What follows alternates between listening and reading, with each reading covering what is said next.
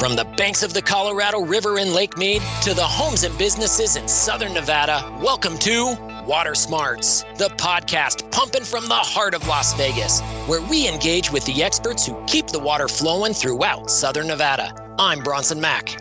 And I'm Crystal Zuelke. From how we treat it, deliver it, use it, protect it, and conserve it, the Water Smarts podcast is all about water in Southern Nevada. We hope to make you a little smarter about the one thing that keeps us all connected: water.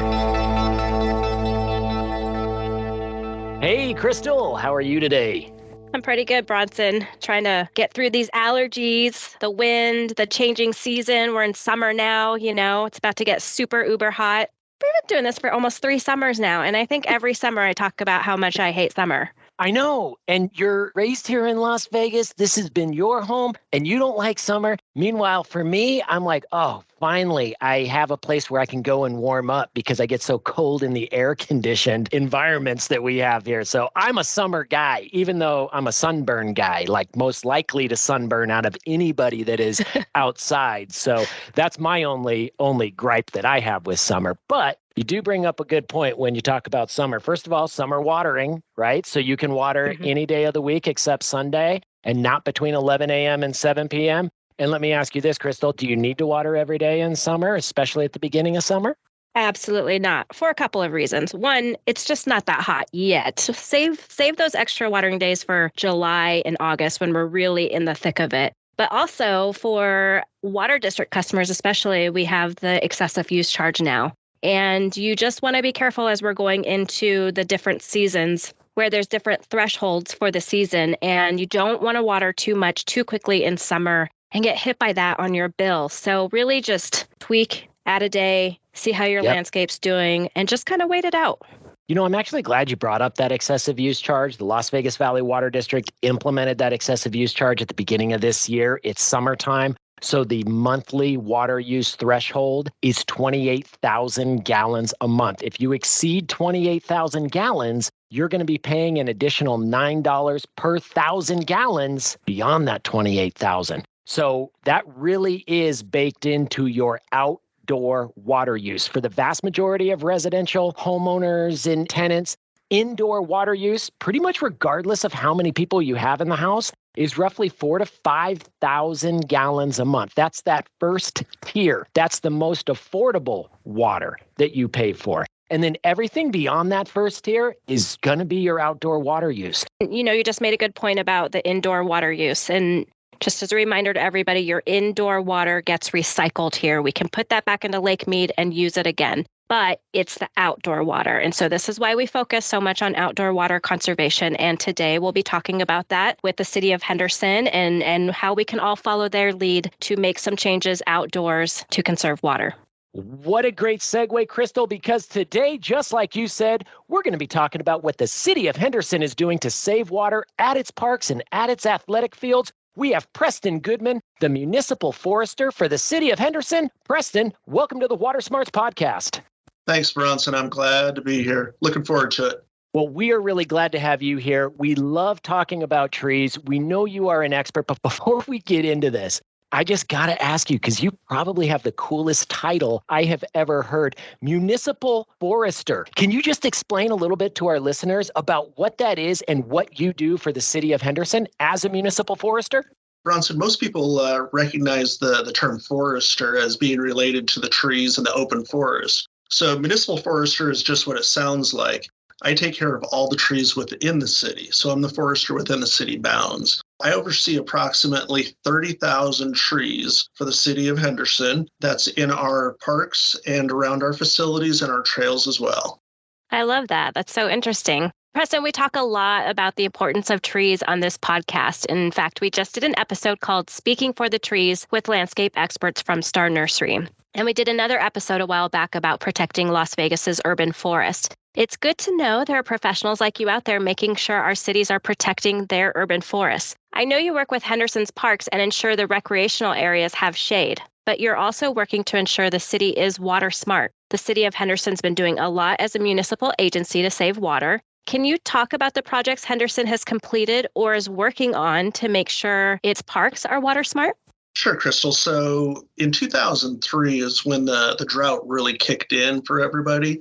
And City of Henderson didn't wait. We started taking out turf at that time just as a response to being good stewards of our water. So when we looked at the old design of parks, a lot of it was wall-to-wall grass, and that really isn't an effective way to save water. So we started taking non-essential turf out or non-recreational turf out. Between then and now, we've taken out 2.1 million square feet of turf, which is a lot of grass. Now, moving forward, when AB 356 came along, we now know that we need to work smarter and a little bit harder to get the rest of the turf out that's non-essential or non-recreational. So we've selected 50 parks to do turf removals at.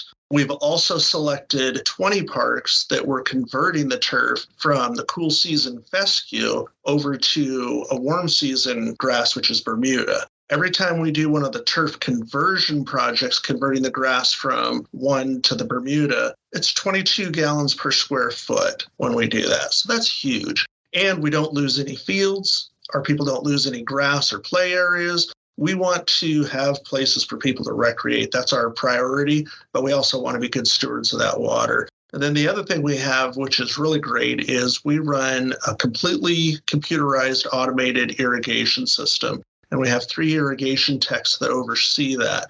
They have weather stations planted around the city of Henderson, so they're always getting current data on what the wind is doing, what the heat is, and we water accordingly. Not more, not less, but what the plants need. So that's a big help to us. Wow, Preston, what a great investment that Henderson is making. I mean, saving water just by going to a different kind of grass, replacing decorative grass that just isn't being used for recreational purposes. And you talked about maintaining that recreational value. And that's something that Henderson is certainly known for. I mean, a lot of people move to Henderson, locate in Henderson because of the trails and the recreational activities that are close by and easily accessible. But I'm just curious, have you seen any other benefits besides reducing water use with the changes that you've made at your facilities? Bronson, one of the things that always occurs is we try to be that leader within our community. And so we have a lot of people that come in and ask us what we're doing and why we're doing it. And we have that opportunity to provide a little bit of education and let them know that we're not taking all the turf out and that we want to do better. And so we set the example, and then they're able to take that back home into their own homes and make those adjustments and help the community at large. So it's just a really cool thing to watch. Preston, obviously the city replaced the grass in certain areas to meet the deadline laid out by the law that you mentioned that requires decorative grass to be removed from all commercial, multifamily, HOA, and municipal properties by 2027. But you guys have been proactive in this approach, and you took it a step further and replaced cool season with warm season grass. Can you explain to our listeners why the city of Henderson was so proactive to make these changes? Henderson's always been a very proactive place, and the city really looks to the future, and not just the future of the city itself, but its residents. And so we want to do what's best by them. So when something needs to get done, like the water conservation, we don't really hesitate. We move forward. We developed a plan right after AB 356 came out. That plan will put us in complete compliance by the end of 26, beginning of 27. So we take it seriously, and we want to do our part to save the water.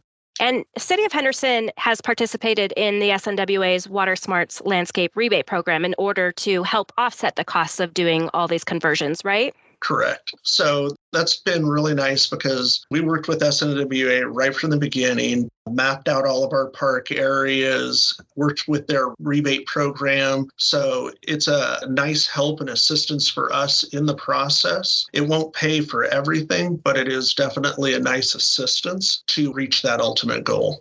Yeah, I'm glad you brought that up, Crystal, and thanks for talking through that a little bit, Preston, because, applying for the Water Smart Landscape Rebate Program is really important if you have grass at your property, especially if you're a commercial property, an HOA, or a multifamily residential property, and you are required by the end of 2026 to replace that grass with drip irrigated trees and plants. Right now, the Southern Nevada Water Authority has that rebate. It's $3 a square foot in order to make that transition. There are some limitations associated with that.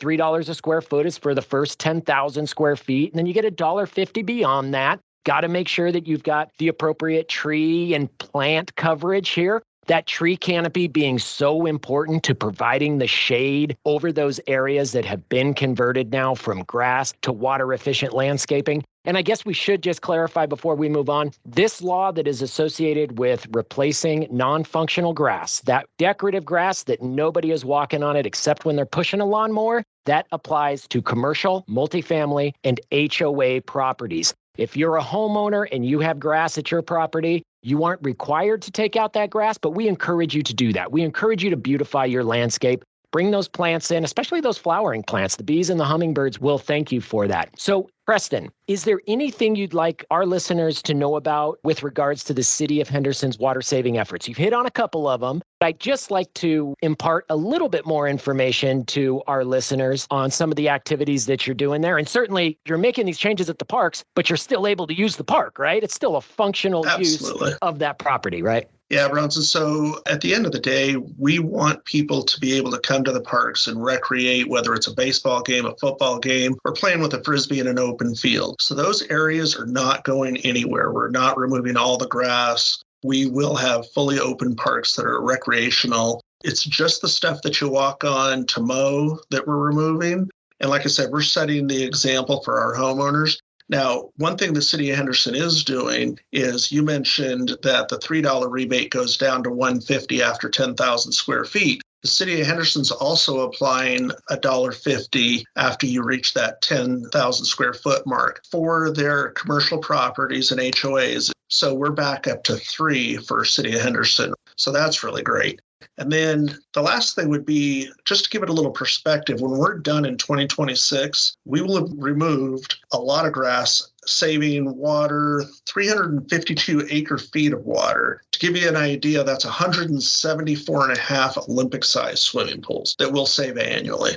And that is impressive. 352 acre feet just by improving the water efficiency at the facilities and properties and parks that are located throughout City of Henderson. I mean, that's water for nearly 700 households or more. So what a great partnership that City of Henderson and the Southern Nevada Water Authority have put forth. Preston, I'm glad that you mentioned that additional $1.50 a square foot. So that is really applicable to any commercial properties that are going through and doing the AB 356 changeouts that are necessary under Nevada law. 30,000 trees. I think we heard 50 parks where you're removing grass, another 20 parks where you're converting that grass to warm season, still functional, still usable for all Henderson residents. Preston, thank you so much for joining us here on the Water Smarts podcast and giving our listeners a little inside look to the effort and commitment and investment that Henderson is making in the water efficiency for our future. Bronson and Crystal, thanks for having me on. I really appreciate the opportunity to talk to our listeners about the trees and the water. And conservation is everybody's responsibility, so we all need to take a little part in it. And Henderson's doing that in a big way. Excellent. Thank you, Preston. Be a water smart hero. Save money using smart technology. Investing in a smart irrigation controller is easier than ever, thanks to the Southern Nevada Water Authority's rebate, which offers 50% off the purchase price up to $100. The smart irrigation clock automatically adjusts your watering schedule when the weather changes. So when it rains, your smart controller will do the work and shut the water off for you. And you're in control with your smart device, making it easy to change your watering schedule and follow Southern Nevada's seasonal watering restrictions. Be water smart. Update your irrigation controller today and start saving water and money. For more details, visit snwa.com. SNWA is a not-for-profit water agency.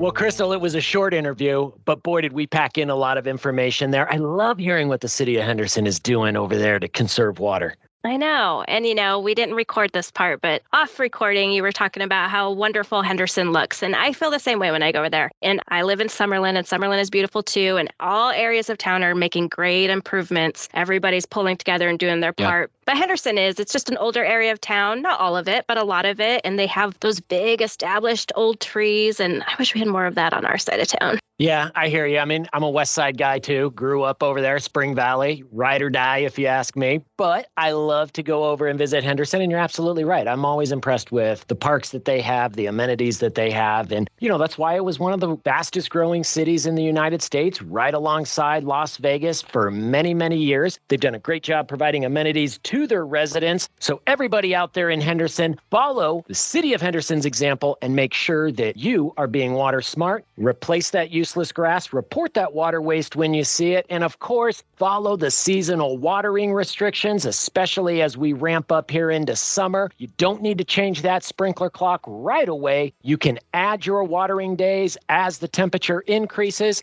That'll help you manage your water bill just a little bit more and ensure that your plants stay healthy and thrive. Well, that's it for this episode here on the Water Smarts Podcast. We hope you subscribe and listen next time. If you have a question, feel free to reach out to us. You can get us at watersmarts@snwa.com. That's watersmarts@snwa.com. Or go to the contact page on the Southern Nevada Water Authority's website, snwa.com. We'll get back with you and give you an answer. We might even read your question on the air for our next podcast. Thanks for listening, and we hope you join us here next time on Water Smarts.